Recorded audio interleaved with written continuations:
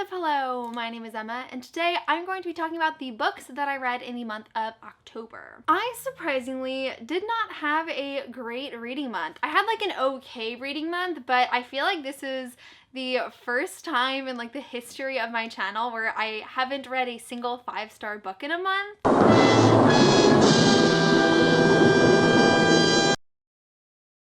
A lot of these are like 3-4-star ratings, but I do have a couple of 4.5. I have like a 2-star, so very diverse group that you don't see a lot on my channel. In the month of October, I read 3 physical books, 2 novellas, and 7 audiobooks. I somehow listened to 7 audiobooks this month. It doesn't make sense to me, but nonetheless, let me tell you my thoughts on them. The first audiobook I listened to in the month of October is The Last Time I Lied by Riley Sager. The Last Time I Lied follows a woman named Emma who as a child went to a summer camp where all of her cabin mates disappeared and they have never been found. So she returns many years later in the camp's reopening to be an art teacher and try and investigate what happened that night. I unfortunately did not love The Last Time I Lied. I gave this book 2.5 out of 5 stars. I don't think necessarily that The Last Time I Lied is a bad book. I think there were a lot of improvements in terms of storytelling and writing structure compared to Final Girls, which I read before this. But the thing that was so great about Final Girls is that it was entertaining, it was fresh, it was fun. And The Last Time I Lied just had none of that, in my opinion. It was honestly boring, in my opinion. Like, I have read so many adult psychological thrillers about adults who have to revisit their past childhood trauma and the truth comes out later, and it felt so similar to so many other stories out there, and it didn't have enough unique elements to really sell it for me. Given the ending was interesting, I know there were so many people when I first posted this in my Spooky Books TBR that were like, oh my god, the ending's gonna blow your mind. It was clever and unique compared to the rest of the book, but like it did not save the however many hours I spent listening to this book where it was just like, when is something gonna happen? Also, I don't want to spend too long talking about this because it's very possible that this critique is totally wrong, and like I want to be wrong. If you can provide me with a page number that completely disproves this point, please do. I want to be wrong about this. Essentially, a minor's mental health records, including diagnoses and hospitalization, are revealed through a background check, and that just like cannot happen. The HIPAA law protects that from happening, and I just felt I could not find a single instance in the rest of the book that disproved that or explained it. I want to say this information was paid for because there are like billionaire characters in this novel, but I just couldn't find a page where they discussed how this was possible. So like, again, if you read this book and you know exactly where that is, please let me know. I want to eat my words, but that also really set me off about the book too, because it just like doesn't happen. Also, I'm like really tired of the trope in psychological thrillers where the main character has a mental illness and like that is the reason they're unreliable. It's overdone and it's bad representation, and I'm just tired of it. There's just so much I didn't like about this. Like, have I even said a positive thing about it? I don't think so. I just didn't like it.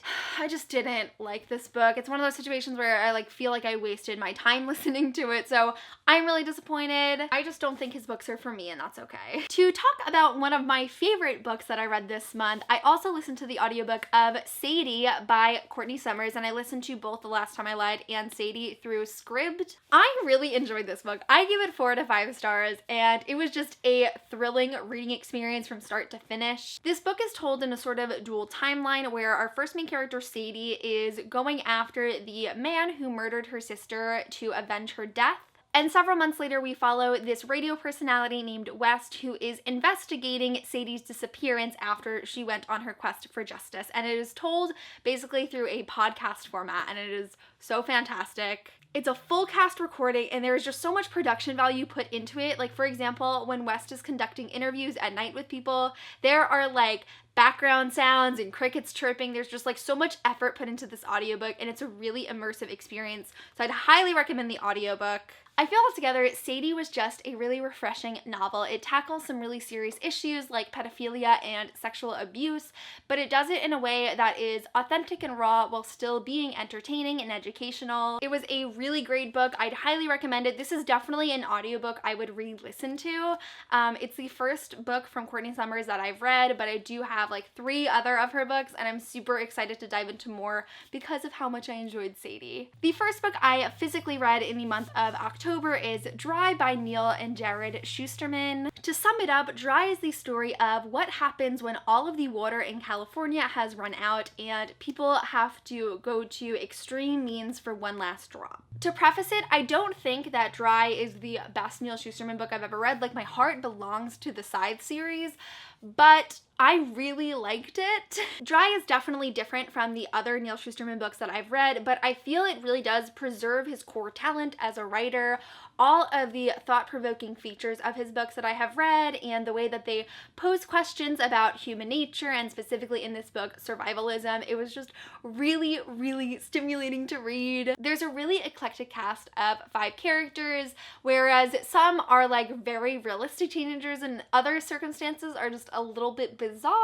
It's a bit of a slow-moving book in my opinion, which is why I feel a lot of people didn't like it. I think the value of this story really lies in the analysis that goes into it when you read, and for that I actually really enjoyed it. The construction of the circumstances revolving around Dry were really well done and like much more developed than I expected it to be. The only thing I feel was really missing from the story is I would have liked to see a greater comment on the global water crisis, because although we can read this and it sort of feels like a very close to home dystopian, because for those of us who live in America, like, our taps could literally shut off at any day, and that's a fact, but there are still millions of people in the world who are living every single day without water, and it's not fiction.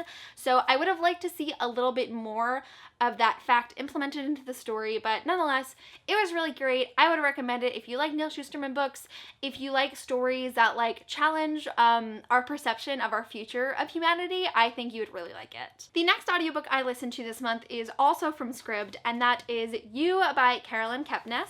This is an adult novel told from the perspective of a stalker as he begins a romantic relationship with the woman that he is stalking, and it is told entirely in second person as if the narrator is speaking directly to you. The reason I finally picked up You after like years of wanting to read it and hearing some very polarizing reviews of people who like really loved it and really hated it, I watched the first episode of the Lifetime series and I loved it so much that I was like, oh my god, I have to read the book. I finished the book and I really loved it. I gave it 4 out of 5 stars, but yet I still haven't watched any more of the TV show. Why am I so bad at watching television? But yes, You was another really great read. It is just so gritty and dark and very different from a lot of the books that I read. I love that every character in this book is so messed up. They're all incredibly flawed. There is like no one person that you can easily root for because they're just like all terrible in their own way, and I loved that. It was really creepy and entertaining and thought-provoking. The one critique I have about this book is it felt pretty predictable to me. Like, there wasn't a single significant plot point or plot twist that I wasn't able to predict. It was like very run-of-the-mill what I feel like you would expect from a story about someone stalking someone and also dating them at the same time. So that's a thing. I really liked it. I'm super glad I read it. The audiobook also made for a really interesting experience because not only am I reading it in second person, but somebody is telling me the story through second person. So that was really cool. I'm really happy I read it, and I'll definitely be reading more from Carolyn Kepnes in the future. The first novella I read in the month of October is A Deeper Love by Cassandra Clare, and it is, I don't know what number of Ghosts from the Shadow Market. You would think after so many months of talking about these novellas in my wrap-ups, I would remember to check what number they are, but I don't. I'm such an idiot. I have Goodreads open right here. It's number 5. If you have been following my wrap-ups talking about Ghosts from the Shadow Market, you'd know that they've kind of been hit or miss for me. Like, they either get a really good rating, like a 4.5 or 5 star, or they get like a 3 star. And A Deeper Love for me was more of a 3 star. My thoughts on Cassandra Clare's writing will always stay the same. I think she's a fabulous writer. I think she does a great job at capturing atmosphere, and especially with this story taking place during World War II, I love how she integrates history into her story with characters we already know and love. But just the rest of it wasn't great in my opinion. I feel that this is like a very forgettable story out of the now 6 Ghosts from the Shadow Market series that I've read. It just didn't have a very strong plot in my opinion. Like, I don't even think I could sum up what happens in this book for you, just because it was like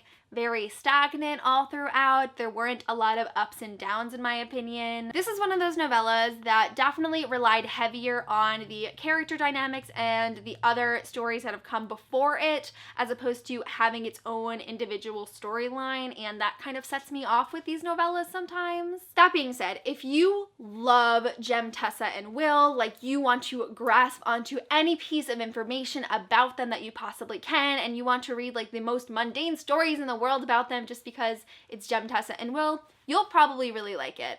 But for me, I just really wanted more from this novella, and I didn't get it. The next novella I read in the month of October is The Wicked Ones, which I now know is number 6 in Ghosts of the Shadow Market, and I luckily loved this one. The Wicked Ones is absolutely tied with every exquisite thing for my favorite of the Ghosts of the Shadow Market so far because it was so freaking good. I really valued getting more insight into what it was like to be in the circle during its prime. We have seen a little bit before from the Tales from the Shadowhunter Academy novella about it. This was like entirely set in, I believe, 1980, and there was just so much content to consume, and it was all fabulous. Fantastic character development for Celine and for Valentine. I loved getting to see a greater glimpse of Valentine and how manipulative and terrible he is. And I also loved all of the little sneak peeks for information that's going to be delved into in Queen of Air and Darkness. It has propelled so many of my theories, and it was just a really fantastic reading experience. Like, I just want to read it over and over and over again. As I have been reading these novellas, a lot of people have been asking me if I think it's necessary to read them before Queen of Air and Darkness, and I would say I don't think it's necessary. Like, I understand like spending $2 per novella, and especially having the means to read them electronically, is a big deal. But I do think if you have the ability to read them, you should, because there's a reason they're being published before, and there's a lot of information that we're gonna get to start Queen of Air and Darkness with. So I definitely recommend reading them as soon as you can, if you can read them before Queen of Air and Darkness, but it's 100% not required. I just realized I did give a book 5 stars this month, and it was The Wicked One, so now I feel happy. Unfortunately, now I'm sad again because we have to talk about a book I really did not like, and that is Hocus Pocus and the all-new sequel with no author on the cover because that's how fucking irrelevant it is. So the first half of this book is essentially just a novelization of the film Hocus Pocus, perfect, iconic, cult classic Halloween movie we all know and love, and the second half is an all-new sequel, as that is the title of the book. It did not warrant its own individual title, that's fine. It takes place 25 years after the events of Hocus Pocus, and it follows Max and Allison's daughter named Poppy as she interacts with the Sanderson sisters as they return once more. I'm gonna preface this with, this book was not good. I gave it 2 stars. I'm honestly like this close almost every day to dropping it to 1 because I really did not like it. The novelization was fine. I don't really know how much I can really say about it. It has like pretty much the entire dialogue from the film Hocus Pocus, and then the rest of it is described. There was a little bit of development added for like Max and Allison's character, which I really enjoyed, but like it was fine, you know, no complaints. Never mind, I do have a complaint. So there is one change in this novelization. One change at the very end, and anyone who knows Hocus Pocus knows that like this change was not in the original film, and the entirety of the sequel is dependent on that change. I have a big problem with this because I personally feel that if you are going to be writing a sequel story to a hugely successful film, you can't change the content of the original source to fit the sequel. The sequel has to work around what you are given, in my opinion, and I was just so pissed to see that like one massive change is the only reason that this sequel exists. I don't want to talk about this anymore. I'm getting mad. And the sequel was just a mess, in my opinion. Like, I'd like to say I liked the characters because there is a pretty diverse cast. We have some main characters of color. There is a relationship between 2 girls at the forefront of the story. That's all great, but when it comes to their personalities and, like, their value to the story, I feel like I don't have anything nice to say. There just wasn't a lot of characterization, in my opinion, and I, like, don't feel attached to these characters whatsoever. One thing that like really pissed me off about this book is the magic system is not the same. I am so tired of getting sequels to stories I love and having the magic system be different. Magic systems come with rules and limitations, and you can't just change them because there's a different person writing the story. It's great to expand on the magic system. I love that. Give me it. but don't change the roots of it. There's also just like so many little things that I didn't like about it. Like the main characters were basically spoon-fed information the entire time. There was no sense of urgency because like they were just getting everything they needed. Everything was super convenient. I hated the way they incorporated technology into the story. Like modernizing it, great, but making technology be a huge plot point of a story that like originated in the 90s, like bad choice. Also, I don't know whose idea it was to write like a Disney Channel moment break into song musical scene in this novel, but it was not a good idea. I'm not normally this shady when talking about books that I don't like because I don't think it's constructive, but I am just like so greatly let down by this book. I went into it with very low expectations because I had a feeling it wasn't going to be great, and like it went below those very, very low expectations. It was not great. I wouldn't recommend it. So many better Halloween books out there. The next book I read in the month of October is Tales from the Shadowhunter Academy by Cassandra Clare. I just read all the Cassandra Clare novellas this month. I loved Tales from the Shadowhunter Academy. I gave it 5 out of 5 stars. We did a live show on my channel discussing it. I'll link that below if you want to hear like all of our full in-depth spoilery thoughts. I can't talk much about the content of this story because it is so spoilery for the Mortal Instruments, but I loved it. I love this novella bind-up. Out of the Bane Chronicles and what I have read from Ghost in the Shadow Market, I prefer Tales from the Shadowhunter Academy because I just love it. Tales from the Shadowhunter Academy stands out to me compared to the other 2 novella bind-ups that I've read because of the way that it integrates a present complete storyline with other time periods and references to other stories. Tales from the Shadowhunter Academy has one plot line that follows a specific character through the Shadowhunter Academy as they are training, but there are also a lot of flashbacks to other time periods in Shadowhunter history where we are using them as lessons in the Shadowhunter Academy classrooms. Both the Bane Chronicles and Ghost of the Shadow Market are all told through like one time period. It is from the perspective of either Magnus or Brother Zachariah, and we are like watching things unfold in real time, and I just particularly really love the way that we have like all of these other references to the other stories and characters of past novels integrated into a present storyline. I don't know if I'm making sense, but like that's how I feel. It's great. I love it. It's very entertaining. There's a lot of political intrigue. It has all of the classic Cassandra Clare humor that I love. If you have not read Tales from the Shadowhunter Academy yet, I'd really, really recommend it. It's fantastic. The next audiobook I listened to in October is Horror Store by Grady Hendrix. I believe I listened to it through Audible. I liked Horror Store. I gave it 3 out of 5 stars. It was entertaining. It just like wasn't anything spectacular to me. I'm a little disappointed because like so many people were hyping this up as like this comedy horror novel. It's supposed to be spooky and funny, and I just like did not laugh once throughout the entire story. Also, the spooky or like scary bits, because it is a horror novel, were honestly more strange than either of those 2 things. Like, it was entertaining, I was intrigued, but I just didn't feel any strong emotions towards anything that was happening because it was just all a little bizarre. One thing that surprised me about Horror Store was how developed the characters were. I was really expecting this to be like more propelled by those other spooky elements, but I found a lot of pleasure in like getting to know these different characters, finding out their backstories, and examining their character dynamics. So that was really nice. I just don't have a lot to say about Horror Store. Like, it was nice, it was fine, it was good. I'd recommend it if you're looking for like more like spooky, scary reads, even though I don't think it's super spooky.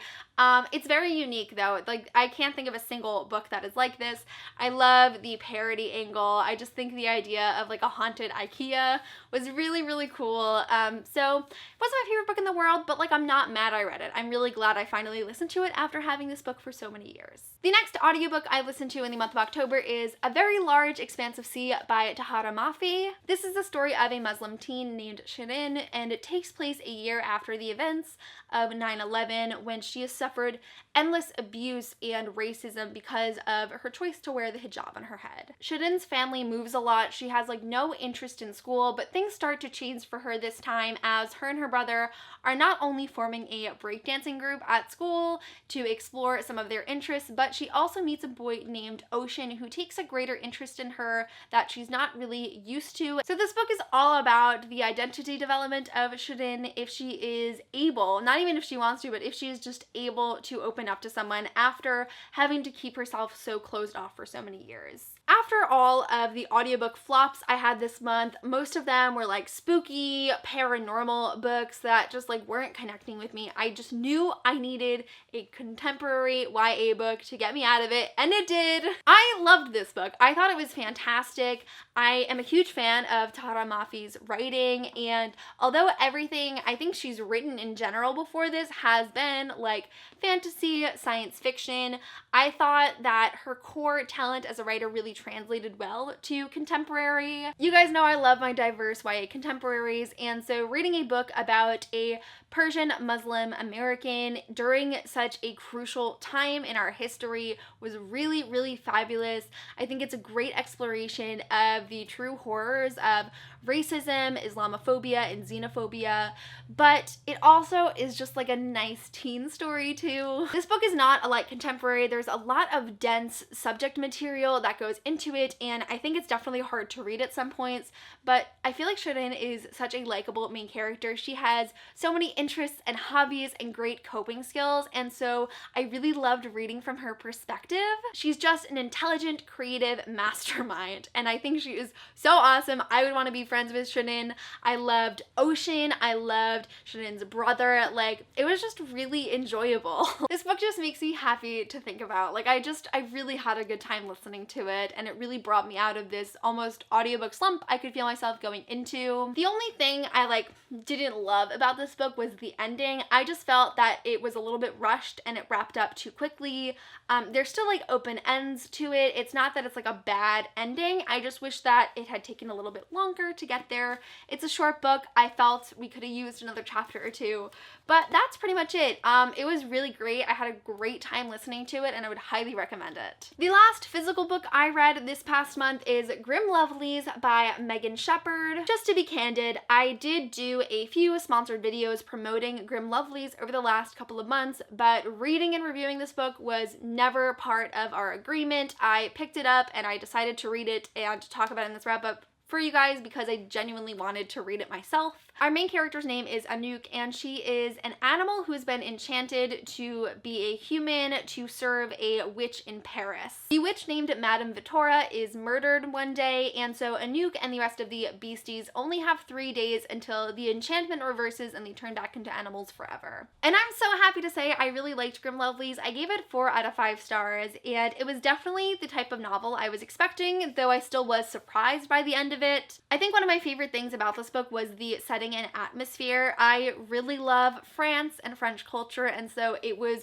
super cool to read a book set in this place, but also having so many of these magical elements. I really enjoyed the magic system of this story. It was very unique and unlike a lot of other YA urban fantasy novels that I've read before. I would say I liked the characters of Grim Lovelies. I just wasn't super attached to any of them. I'm normally the type of person who always loves the main character, and my favorite character was actually a side character, which was a different experience.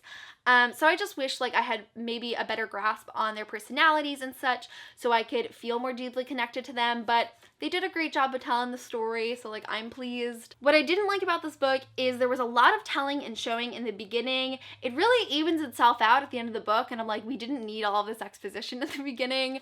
So I know the author is capable of doing that, but the setup of the story was a little dense because there was just a lot of big paragraphs explaining stuff that could have been explained through the characters acting rather than telling us. Also, I did not care for the romance at all. There was no chemistry between the two characters. It just felt like they were pushed together because it was a boy and a girl in a YA fantasy.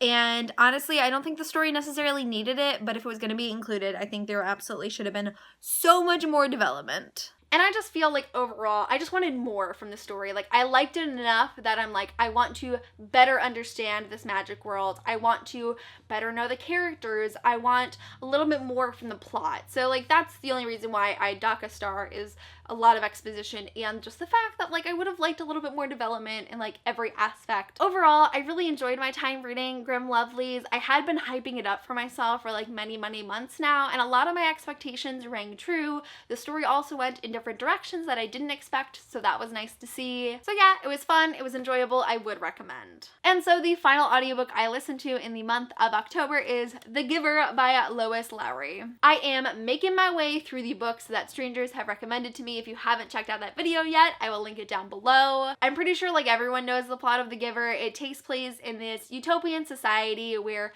people are all the same and nobody asks questions and just life keeps going on. Our main character's name is Jonas, and his job assignment is to be the receiver, who is someone who holds all of the memories of past history to offer insight to the community when making decisions. And so it's all about Jonas's entire world being flipped upside down and learning about things he never knew before. I had read The Giver before. I read it in elementary school and I watched the movie when it came out, but this was my first time reading this book as an adult, and I'm really glad I did give it another chance. I will say I did like it more in middle school compared to reading as an adult, because like I do have many more critical reading skills than I did when I was younger. I still think it has a great message. I really like the way that it challenges specifically young readers to think outside of their own experience and think critically about our society, which is really awesome. But reading it now, this is another book where I just wanted more from it. Like, I really liked the setup. I think the concept is great,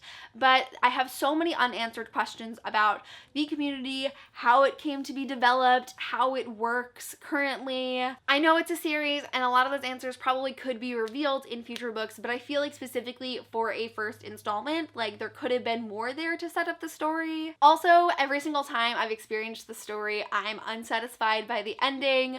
I feel like a lot of people read the end and they're like, oh my god, I want to know what happens, but like it's so boring and uneventful after a certain point that I'm like, I don't care to know more anymore. Like in the beginning and middle of listening to this audiobook, I'm like, oh my god, wow, like I really think I'm gonna dive right into book 2. Like I wasn't expecting to like it this much, and then I get to the end and I'm like, I don't want to read more if this is what it's gonna be like. So my reread of The Giver as an adult, it wasn't like the best experience I've ever had encountering this story, but like I still think it's a valuable story. I'm still happy that I recently read it, and definitely if you have not read The Giver yet, I really would recommend it. I think there is so much greatness to the story that I think everyone has the opportunity to grow from. So that concludes my super long wrap up for the month of October. Thank you so much for sticking with me if you're still listening to my reviews of these books up until this point. In the comments below, I would love to know what books you read in the month of October and what were your favorites, or maybe what ones you didn't like. I am so interested to know, but that is it for this video. Thank you guys so much for watching, and I will see you soon for a new video. Bye!